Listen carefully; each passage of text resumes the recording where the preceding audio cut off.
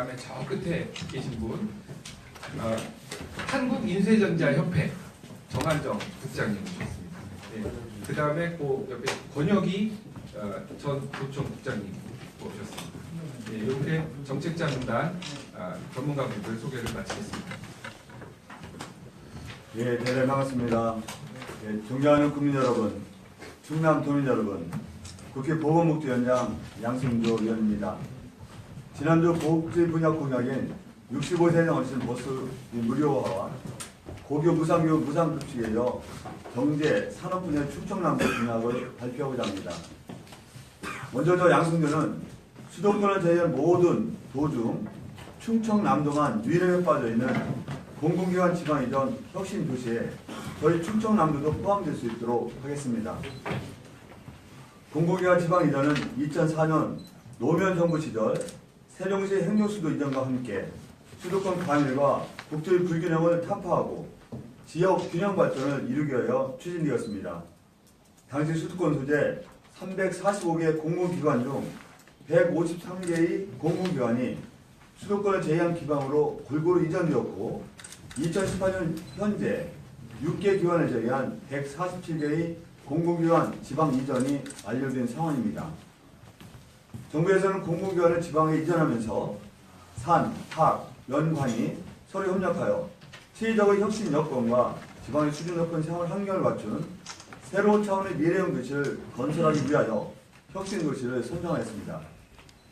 하지만 충청남도는 이러한 혁신 도시 선정 시 세종시에 신행정수도가 들어선다는 이유만으로 수도권을 제외하고 유일하게 혁신 도시가 배제된 도가 되었습니다. 혁신 도시에 선정되면 그 도시는 혁신 거점 도시, 지역 특성화 도시, 친환경 녹색 도시, 교육 문화 도시 등으로 개발되며 우수학교 유치, 종합병원 신설 이전 지원, 진입도로 상하수도 설치 국고 지원 등 많은 혜택을 받을 수 있습니다.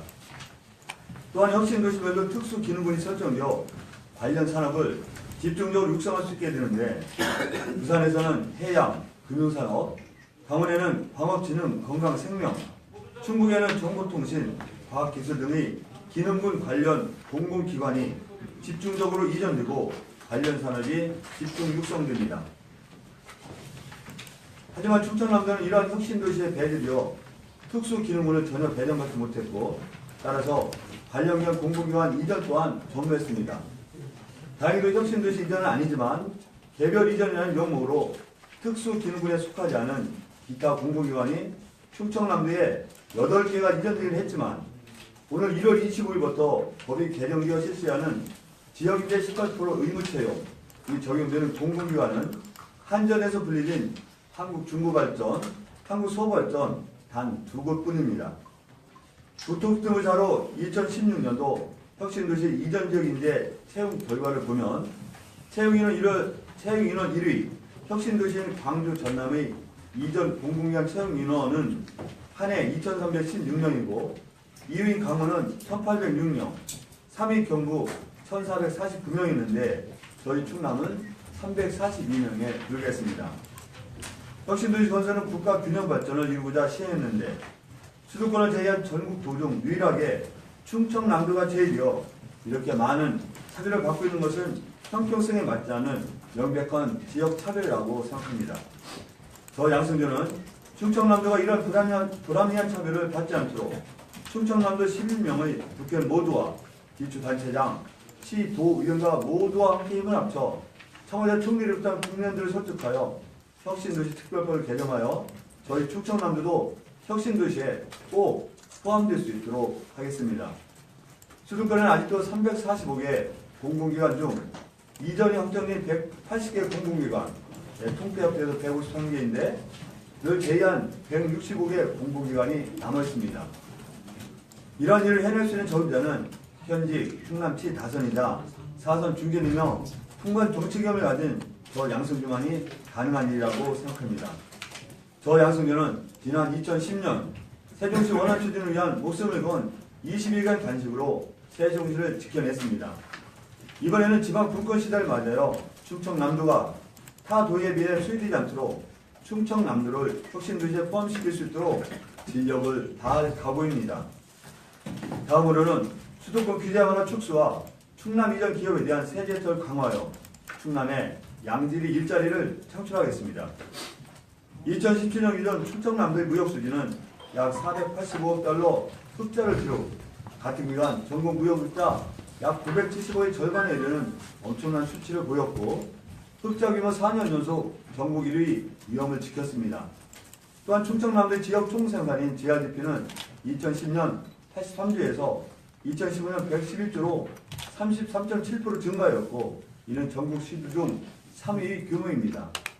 하지만 지난 MB정부와 박근혜 정부 9년 동안 정부의 수도권 유턴기업 보조금 지원, 개발 제한 완화, 공장 신증설 허용 등 수도권 규제 완화로 인해 지방 이전 및 사업장 확장을 도모하던 기업들이 계획을 전면 처리하거나 수정, 보류하는 사태가 발생했는데 이로 인해 가장 큰 손실을 입은 것은 다름 아닌 충청남도였습니다.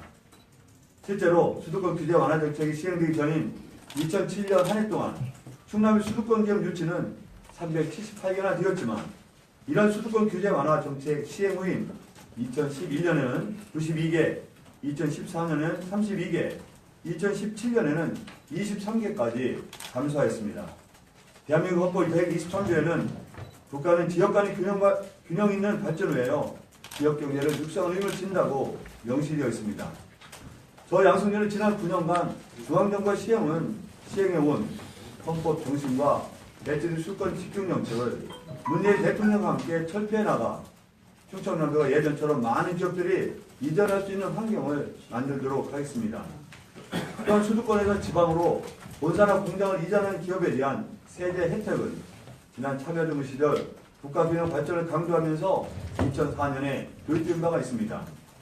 지방으로 이전한 기업들은 법인세를 7년간 100%, 이후 3년간 50% 등 최장 10년간 세제를 감면받을 수 있었습니다. 일반적인 세법상 감면이 5년 만기인 것에 비해 파격적인 혜택이었고 2015년도 감면액만 1,000억 원이 넘었습니다. 하지만 이 제도는 10년째인 2019년에 일몰이 도래했습니다. 저 양승준은 문재인 대통령과 함께 지방 이전 기업들에 대한 세제 혜택 일몰 연장을 비롯하여 세제 혜택을 더 강화하는 쪽으로 제도 개선을 해 나가도록 하겠습니다.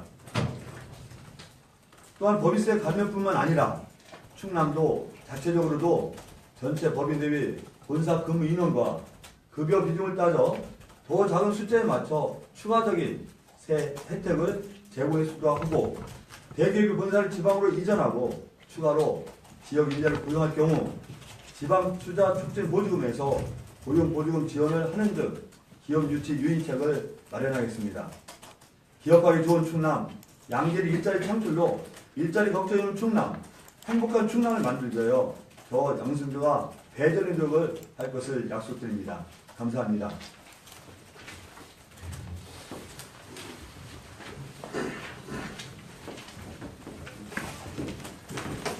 질의하실 분들 혹시라도 관련 질의 있으시면 질의해 주시면 답변을 하겠습니다. 하나만 네. 여쭤볼게요. 이 사실 충남도나 대전시로 거의 비슷한 건데 세종시가 옴으로 해서 충청권 전체적인 균형 발전 측면에서는 상당히 고무적이고 좋은 일이었지만 대전시하고 충남도는 오히려 대전 같은 경우 인구가 빠져나가고 충남도 같은 경우는 그 수도권 정비계획법이 뭐 거의 폐지되다시피 개정돼서 지금 많이 피해가 큽니다. 당장에 뭐 이거는 지역구나 이제 천안에서 천안 아산 지역에 들어왔어야 될 삼성전자 같은 것이 평택으로 가고 뭐 이런 일이 생겼는데 이 수도권 정비계획법을 최소한 과거 그 DJ 정부 때 수준, 그러니까 이 1998년도 수준 아니면 1994년도 공장 총량제 생기기 이전 수준으로 복귀할 수 있는지 그런 노력을 하실 건지 여쭤보겠습니다. 말씀에 적극 동의하고요. 다음에 삼성전자 평택 위치는 이런 나름대로 세종시 행정도시 복합도시로 인한 것이라기보다는 수도권 규제 완화 정책이 결정적인 이유가 되겠죠. 하여튼 말씀하신 적극 동의합니다. 사실 98년도 이전에 그런 쪽으로 들어가는 게 가장 바람직한데 현실적으로 서울, 경기, 인천이라는 수도권이 있지 않습니까? 그래서 수도권 규제 강화 정책을 취하는 것은 현실적으로 여러 가지 어려움이 있으리라고 생각합니다. 그래서 우리가 투 트랙을 뚫어주자고 하는데 어떤 수도권 규제 정책을 위한 노력도 해줄 뿐만 아니라 오히려 지방으로 이전하는 기업에 대해서 세제 혜택 등 인센티브를 강화해서 상대적으로 수도권 규제 완화 정책을 완화하는 상대적으로 수도권 규제 정책을 강화하는 그런 방향으로 나가야 되지 않겠느냐 그런 의지와 생각을 갖고 있습니다. 고맙습니다. 조은진입니다. 일단 공공기관을 네. 이전을 이제 추진한다고 하셨는데 165개 기관이 지금 남아있다고 지금 말씀을 하셨는데요. 네. 이게 지역 특성에 부합을 해야 되잖아요. 그래서 어떤 공공기관을 우선적으로 이전 추진할 것인지 일단 그게 궁금하고, 두 번째로는 이게 예전에 제가 취재를 하다가 보니까 이게 수도권 규제 완화 때문에 기업들이 이제 유턴을 하는 것은 아니고 지역 인프라들 세제 때문이 아니라 이제 기업하기 좋은 이제 인프라가 갖춰지지 않았기 때문에 유턴하는 경우가 굉장히 많다고 얘기를 하셨었어요. 그리고 도에서도 그걸 문제를 충분히 인지하고 있고, 그래서 세제 혜택을 주는 그것뿐만이 아니라 이제 인프라를 어떻게 더 확충할 것인지가 조금 더 선행되어야 될 과제라고 생각하는데 그거에 대해서는 어떻게 생각하실까요? 두 가지 질문을 주셨는데요. 하여튼 163개 공공기관은 아마 성격을 따져봐야 될 겁니다. 면밀하게 검토해서 지방으로 이전해도 전혀 상관이 없는 것도 있고요. 또 어떤 면 반드시 어떤 금융의 중심지 수도권 서울에 있어야만 되는 공공기관이 있으라고 생각이 들거든요. 면밀히 분석해서 지방으로 이전해도 하던 이상 문제가 없다. 그런 기업을 우선적으로 해서 그런 이전 기업 대상에 포함시켜야 되겠다는 생각을 갖고 있고요. 우리가 종합적으로 분석해서 그런 기업을 아마 나중에 선정하게 되는데 일단 포괄적으로 일단 혁신들을 선정하고 그에 맞는 기업을 이전하는 우리가 의제적 정책을 추진하는 게 우선적으로 생각이 된다는 말씀을 드리고요. 우리가 수도권 규제 완화 때문에 유턴한다기보다는 그런 면에서는 실질적으로 어떤 물류변이라든가 어떤 인력면에서 수도권이 기업하기 훨씬 더 좋은 환경은 틀림없잖아요. 그래서 인위적으로 수도권 규제에 대해서 하는 겁니다. 만약 수도권 규제를 인위적으로 하지 않는다면 지방에 있을 기업이 많지 않을 거예요. 일부 경우. 그래서 이건 인위적인 규정, 인위적으로 정책적으로 개입해서 국가균형 발전을 추구하자, 그런 도모하자는 것이 이런 수도권 규제 정책 아니겠습니까? 그러면서 결과적으로는 수도권 규제가 많아졌기 때문에 유턴이 기는 거나 마찬가지죠. 그래서 말씀하신 대로 세제 혜택은 그 하나의 방법, 하나의 수단이지만 보다 더 좋은 궁극적으로는 수도권 모델이 훨씬 더 기업하기 좋은 환경을 만든다면 어떤 수도권 규제나 완화를 떠나서 이전되지 않겠습니까? 그래서 세제 혜택은 우리가 정부 어떤 법률과 제도로서 시행하는 데고 다른 여러 가지 기업하기 좋은 여건도 만드는데 함께 진행이 돼야 된다는 생각이 들고요. 어쨌든 국가 균형 발전은 제가 생각할 때 그렇습니다. 국가 균형 발전 문제는요, 자연스럽게 어떤 시장에 맡겨서는 절대로 그 균형 발전이 나갈 수 없다고 생각이 들어요. 불균형 발전을 시정하는 것은, 그 불균형 발전을 완화하는 것은 결국 어떤 정책, 개입으로 해서 우리가 실현될 수밖에 없다고 생각하고, 이런 인위적 정책들이 필요하다. 그러고 나서 기업하기 좋은 환경이 상승된다면 자연스럽게 이전하는 게 생길 수 있다. 그렇게 생각하고 있어요. 그럼 일단은 그 세제 혜택을 줌으로 인해서 수도권 규제 완화하는 것에 제동을 거는 걸 우선적으로 보고 계신다는 말씀이시죠? 일단 우리가 제도로서 할 수 있는 것은 그게 세제 혜택이 가장 확실한 방법 중에 하나죠. 그래서 우리 젊은 사람들, 많은 사람들이 수도권만치 풍부하게 있지는 않잖아요. 또 어떤 수도권 집중사고 때문에 많은 젊은 사람들, 일자리 찾는 사람들이 수도권에 집중되어 있는 것도 사실이기 때문에 1차적으로는 세제 혜택이라든가 제도에 의해서 나름대로 그 기업하기 좋은 환경을 하나 만드는 거죠. 네, 괜찮으시면 이 오늘 기자회견하고 좀 무관한 질문을 해도 될까요? 무관하지 않은 건 없으려고 하고 있는데 어차피 질을 주시는 분에 말씀드려야죠. 좀 예민한 부분이긴 한데요. 네. 현재는 이제 그 충남도민 인권조례 폐지 논란을 두고 굉장히 갈등이 이력이 좀 격화되고 있는데 그 부분에 대해서 어떤 입장이 좀 궁금하고요. 두 번째는 지금 어제부터 지금 정당발 그 기사 중에 민주당 지도부가 지금 이제 국회의원분들의 시도자 출마에 대해서 부정적인 입장을 밝히고 있고 특히 뭐 일부는 불출마를 설득하고 있다는 그런 보도까지 나왔는데 혹시 그런 부분에 대한 입장도 다시 좀 말씀 부탁드리겠습니다. 이거 아직 쉬운 것부터 말씀드릴까요? 근데 지도부가 저한테 출마 조명은 아직까지 한 적은 없고요. 아무래도 제가 제일 먼저 출마를 했기 때문에 그 뒤에 출마선하는 분들하고는 약간 다르게 생각하지 않을까 그런 생각이 드는데요. 이런 그 지방 광역단체장 출마 흐름은 이 어떤 몇몇에서 막을 수 없는 흐름이라고 생각합니다.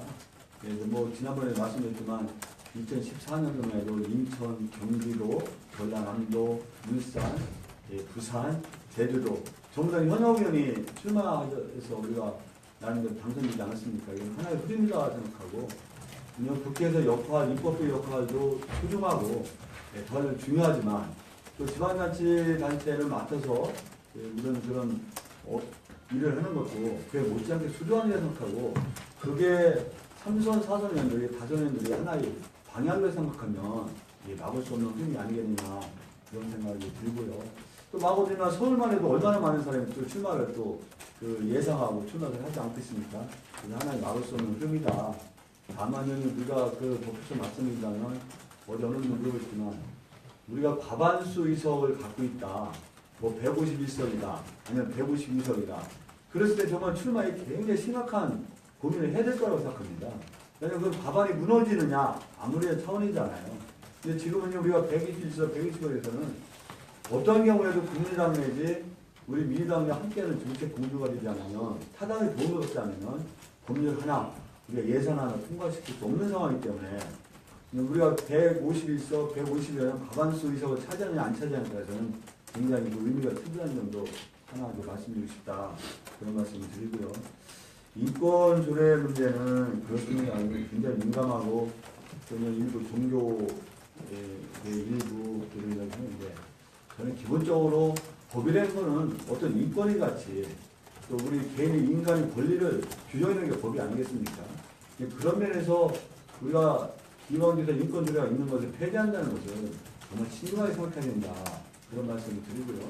한 두 가지 정도 지적하면 이게 2012년도에 제가 알기로는 2012년도에도 민주당이 다수당이 아니었거든요. 충남 도의회에서.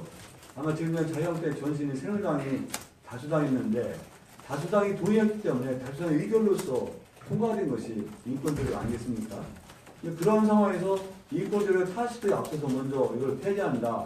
그런 어떤 명분이 있는 건지 그래서 얻어지는 게 무엇인지 그런 의문입니다. 이런 말씀을 드리고요. 지난 8일에 인권위에서 아마 그런 결정을 하기로 하고 공개하기로 한 것으로 결정된 것으로 알고 있습니다. 최소한 성소수자 차별을 이유로 해서 인권조례를 폐지하는 것은 정당하지 않다, 마땅하지 않다. 이게 인권위의 결정을 알고 있는데 향후에 제 입장에서는 82 인권조례, 그리고 인권위의 어떤 결정 이런 문제가 더불어서 저는 꼼꼼하고 면밀하게 살피도록 하겠습니다. 이건 개인적인 소견을 넘어서 전체적 차원에서 봐야 되고 우리 대한민국의 세계적 흐름, 이게 대한민국의 선진 민주국가이고 자유와 인권을 보장하는 대한민국의 헌법적 가치라는 점에서 봐야 될 뿐만 아니라 또 그 반면에 그런 정서도 우리가 충분히 고려해서 결정해야 되지 않을까 그런 생각을 하고 있습니다. 우리 김갑수 기자님이 어려운 질문을 하셔가지고 저를 곤혹스럽게 하네요. 방금 이 질문에 조금 보충해서 한다면 네. 그 조례 자체에는 문제가 없다라고 보고 계신 건가요? 내 문구라든지 그런 부분 우리는 법률이라든가 조례는요 시대적 흐름에 따라서 변화되기 때문에 개정도 필요하고 폐지도 필요한 거 아니겠습니까? 근데 2012년도 개정된 조례가 그때 심각한 문제가 있었다면 조례 제정할 때 상당한 문제가 있는 거죠. 그때 다수당은 굉장한 문제가 있는 거예요, 정치적으로. 그런데 아마도 심각한 문제가 없으리라고 생각했기 때문에 조례를 통과되지 않았겠습니까? 그때 아무리 민주당이 주장해도 그 새누리당에서 동의하지 않는다면 통과될 수 없는 정치적 환경이었었잖아요. 그럼 2012년도가 제정된 조례가 2017년도에 왜 폐지해야 되는지 세계의 어떤 흐름이 그가 거꾸로 가고 있는지 그걸 우리가 살펴봐야 된다는 거예요. 대한민국이 우리가 실제로 세계 11위권의 경제대국을 자랑하고 있습니다.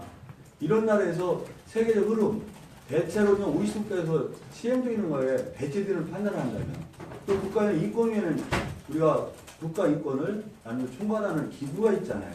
세계에서 자랑할 만한 기구가 인권위원회인데 이런 인권위에서 어떤 권고 내지 공개적인 결정에 배치된 행동을 우리 충남도에 어떤 영향을 가져올 것인지 충남도 인권 의상에 어떤 파급력을 가져올 것인지 그런 것도 종합적으로 판단해야 된다고 생각해요.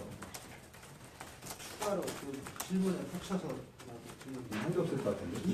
2012년도 이 법을 제정할 때는 그 소위 말해서 그 조례와 관련된 무슨 인권 선언이 없었어요. 그러니까 2012년도에 할 때는 그런 문구가 없었는데 2014년도에 인권 선언을 하면서 그 안에 그러니까 이 조례와 관련된 인권 선언을 하면서 그 안에 소위 말하는 성소수자 아니면 성별 정체성 이런 말들이 들어가셔요. 그러니까 지금에 와서 이 성소수자 성별 정체성 이걸로 인해서 전체가 폐지해야 된다라는 주장을 하는 거거든요. 그러니까 2012년도 이 인권조례 제정할 때하고 지금 있는 조례하고는 문구나 이런 것들에서 잠입된 게 있단 말이에요. 그런 문제가 있습니다. 그런 문제 그것도 국국에 살펴볼게요. 그런데 그래서 인권 선언이라는 것은 조례를 바탕으로 해서 조례를 근거로 한 거는 틀림없지 않겠습니까? 거기에 약간의 어떤 우리가 대통령령과 시행령에서 법률을 근거로 해서 나름대로 더 부가적으로 할 수 있지만 근본적인 정신 내지 근본적인 가치를 훼손해서 할 수는 없거든요. 그래서 결국은 12년 그 통과된 조례가 바탕이 됐다는 생각을 갖고 있고요. 그래서 이 문제는 말씀드린 대로 굉장히 어떻게 보면 충청남도의 어떤 인권에 대한 기본적인 태도, 가치와도 연결되는 문제이고요. 또 세계의 어떤 인권 흐름에 어떻게 배치되느냐, 아니면 부하거나 함께하느냐 그런 것도 관계될 뿐만 아니라 이게 10년의 제정인 이 제정이 조례를 바탕에 뗀 점도 고려하는 등 종합적으로 고려해서 이 결정한 문제다 그런 생각을 갖고 있습니다. 오늘 그거 저기는 아니니까 이미 충분히 말씀드렸네, 그죠? 김종대 조선도 기자라고. 네네. 아까 전에 그 인권조례 관련해가지고 그 대한민국의 헌법적 가치랑 정서를 고려해서 판단한다고 하셨는데 그 정서랑 그 약간 의미가 어떻게 돼요? 정서, 헌법적 가치라는 거는 대한민국 법 앞에 평등하잖아요. 네. 그렇죠? 이게 헌법적 가치입니다. 우리 민주주의 헌법에서 자유와 평등이라는 것은 양대 가치가 아니겠습니까? 그 평등에는 많은 부분이 녹아있는 거죠. 그 부분 말고 이제 뒷부분에 이제 정서라는 것은 일부 주장하는 그 정서 문제가 있잖아요. 예를 들면 일부 주장하시는 걸 이렇게 제가 보는데요. 그 주장을 그러다 옳다를 떠나서 주장하시는 것만 자체로 보면 그 주장의 정당성이 있을 수가 있더라고요. 예를 들어서 성수자 예를 들어서 우리 동성애 반대한다. 그럼 처벌받는다. 이런 또 주장을 하시는 것 같더라고요. 근데 성수자 동성애를 반대한다 그래서 반대한다는 의견을 표명하는 것 자체가 처벌을 받는다면 그건 말이 안 되는 거죠. 그래서 그 주장 자체를 보면 주장을 맞을 수 있는데 주장을 하는 근거 내지 주장의 판단 자료가 옳으냐 그러냐 그게 적합한가 아니면 부적합한가 이런 것을 따져봐야 되는 건데 그런 면에서 정서도 우리가 전혀 무시해서는 안 되냐는 거죠. 또 그분들이 주장을 우리가 그분들도 대한민국 국민이고 그분들이 여러 가지 주장할 수 있는 권리가 있기 때문에 그분들의 정서적 기준, 정서적 판단에 기초한 주장도 우리가 충분히 고려해야 된다는 뜻으로 말씀드린 거죠. 조례를 반대하시는 분들의 정서도 좀 고려해야 된다 이런 말씀입니다. 저는 그분들도 우리 충남 도민이고요. 대한민국 국민이기 때문에 그분들이 어떤 그 주장 충분히 저는 고려해야 된다고 생각해요. 어떤 경우에도. 왜냐 한쪽 주장이 충분히 우리가 존중받아야 된다면 다른 쪽 주장도 충분히 존중받아야 되는 거나 같은 이치죠. 네, 알겠습니다. 인권조례 문제는 오늘 주요 정책가 아니라는 걸 명심해 주시기 바랍니다. 예, 고맙습니다. 오늘 도의회 상정됐다가 일주일 다음 주 월요일로 연기됐거든요. 그러다 보니까 공약 발표는요. 아주 오늘 발표한 것도 아주 일단이고 계속해서 일주일에 한 번 아니면 두 번 정도 아주 정기적인 아니지만 거의 주기적으로 발표할 예정이다 그런 말씀 드리고요. 함께하고 이걸 김태 경정 교수님들 그리고 또 우리 공직자 출신님들 감사드리는 것도 아울러 드리겠습니다. 우리 진행하시는 분, 공약 발표 진행하시는 분한테 한 가지 부탁 아닌 부탁을 드리고 싶은데 이거 끝나고 해도 되죠? 목요일 날 해야 되거든요. 계속 목요일 날인데